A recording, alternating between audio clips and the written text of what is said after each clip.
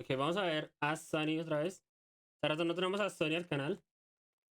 Y el video se llama La peor vida de un pan. Kids sleeping on the floor, pets held in tiny cages, and this entire bathroom for a family of 5. Add some teenagers who can't fit, children calling their beds coffins, and you're still just scratching the surface of the worst van life TikTokers. Take for example Red, White and Bethune. They gained 11.4 million views by showing how terribly unspacious their kids' beds were. This should be illegal. Those kids are gonna suffer in that space, man. To make matters worse, the beds had rock climbing holds instead of a ladder, which their daughter almost fell from whilst trying to show they were easy to use. So Molly's gonna demonstrate getting in the bunk and show you just how easy it is.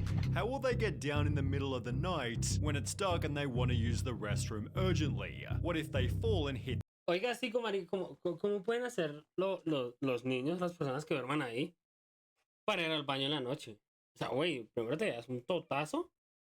O si tienes una pesadilla, pum, totazo, y eso te despertó total. Head. These so-called bunk beds were actually just shelves, yet the family still defended them as being spacious. At the same time, get this, the parents have a king-size bed. The reason why we put a king-size bed in our bus is because it's our lounging area. As well as a massive desk for editing TikToks, forcing the kids to do their schoolwork on a tiny kitchen table. If they don't help out with the van, the kids are punished publicly. Last night, Molly chose not to do her chores, and if our kids don't do their chores, they have consequences. Which the parents still defended even after heavy criticism. Yes, our kids have consequences. Yes, if they don't do the chores, they're gonna have to pay. And to the trolls, keep on talking shit, and I'm gonna keep on posting. See you guys on your For You page. But wait, it still gets worse. Everything we've shown so far is in this bus here, yet they also have a van to take on holidays, which has even less space than the bus. Come take a peek inside and see what we've done. The van doesn't have a bed for everyone, meaning one of the kids sleeps on this leather chair. Maybe there'd be a bit more space if they didn't own 4 massive dogs, which are shoved in a tiny cage below. Wait. A ver. Déjame ver si entiendo. Tú tienes eso para tus hijos. Tienes 4 perros grandes. ¿Dónde duermen los perros? Y segundo, ¿dónde está la comida y el agua de los perros? Güey, ¿cómo puedes tener eso ahí? No entiendo, o sea. ¿Eso no puede ser más perjudicial como para los perros que para los mismos seres humanos? The bed, yet they still have more space than the toilet. It's covered by nothing but a thin fabric sheet and sits right in the middle of where everybody lives. They call the vehicle their vancation home, meaning when the kids get tired of living in the first van, they're blessed with a trip in an even smaller one. Family of Nomads doesn't have this problem. In fact, they first went viral for how much space they had, leading to comments such as, "I don't understand why y'all don't just buy an apartment. It's way cheaper than this." People came to their defense stating, there is literally no reason to be mad at this, except for maybe how their kids were living. They'd show their room in this TikTok, with the most notable part being that their eldest Addison was a 15-year-old teenager.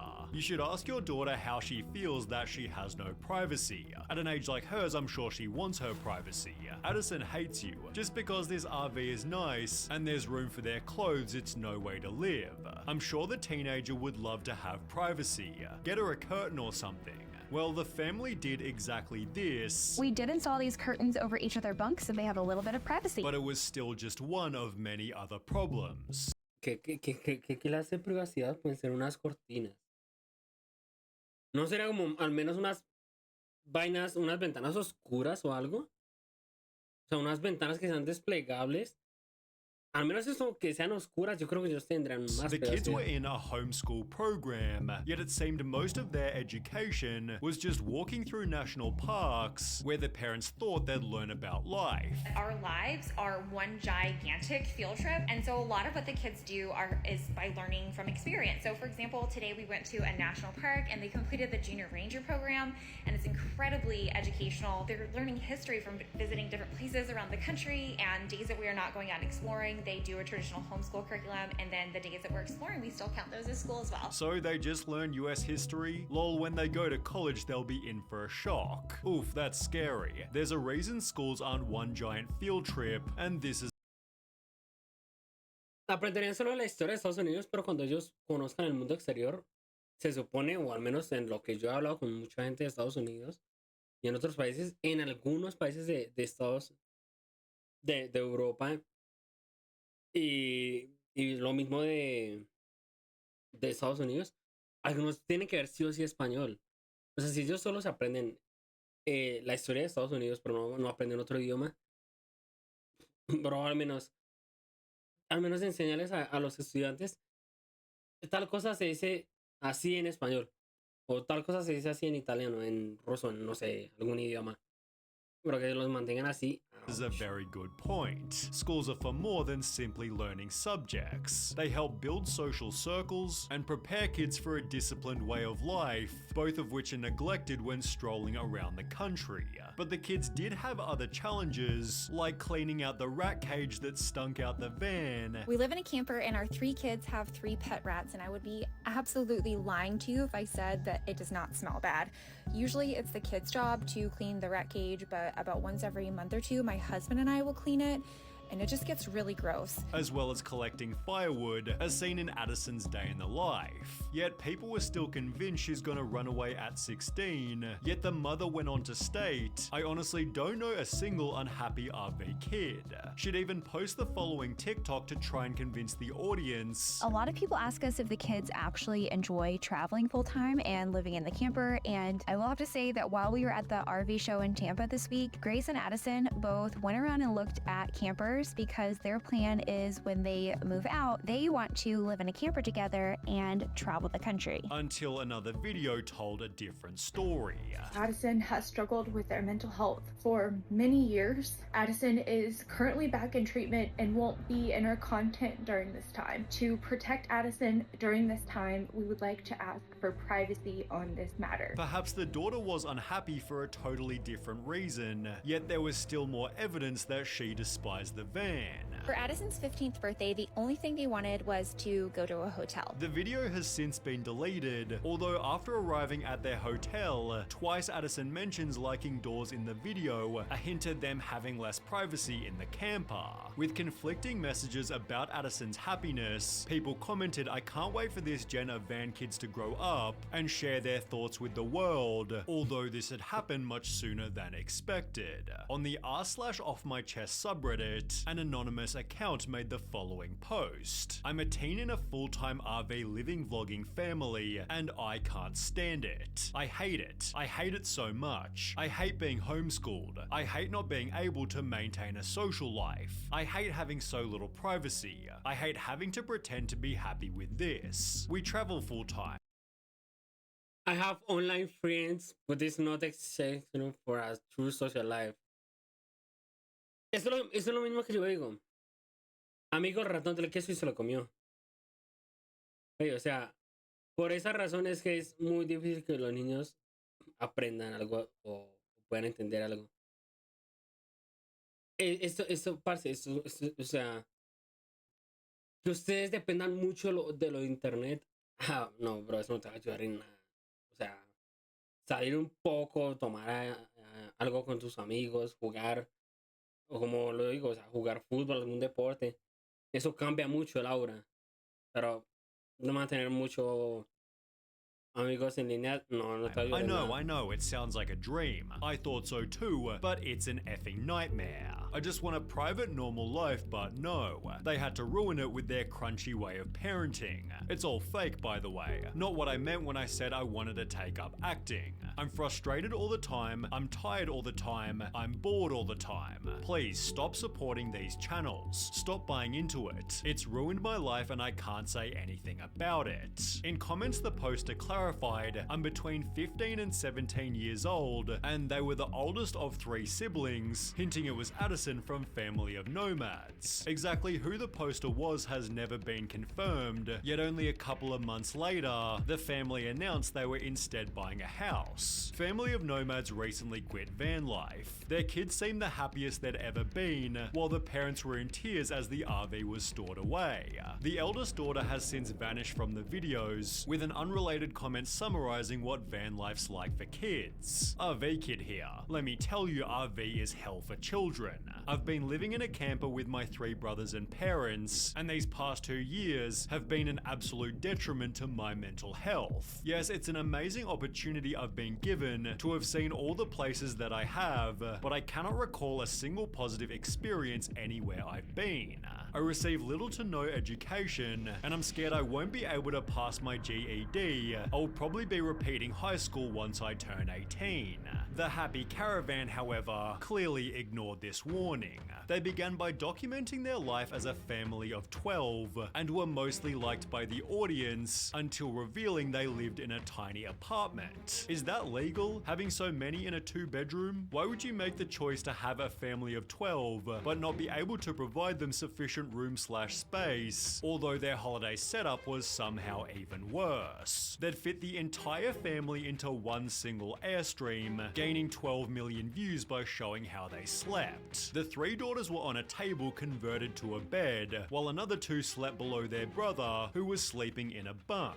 A different brother slept on the couch, the baby in its cot, and of course the 2 No, bro, ya, o sea, ya me acaso a tu favor, dormir en un sofá, ya eso es muy feo.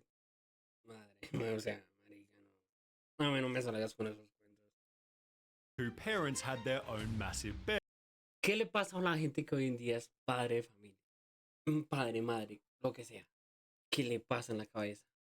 So what about the last 2 kids? Well, they got to sleep directly on the hardwood, described as not perfect. O sea, si vas a tener 12 hijos, al menos, antes de tenerlos, asegúrate de que ellos tengan una gran casa, tengan una cantidad de cuartos, tengan una cantidad de baños. Y para este tipo de familias, un patio trasero amplio. ¿Ustedes han visto esos hermanos a la hora? Güey, esos manes muestran unas casas que tienen un patio inmenso. A veces hasta tienen como su propio lugar así amplio. Así me olvidó el nombre de esa vaina. Pero, o sea, güey, si vas a tener esos hijos ya...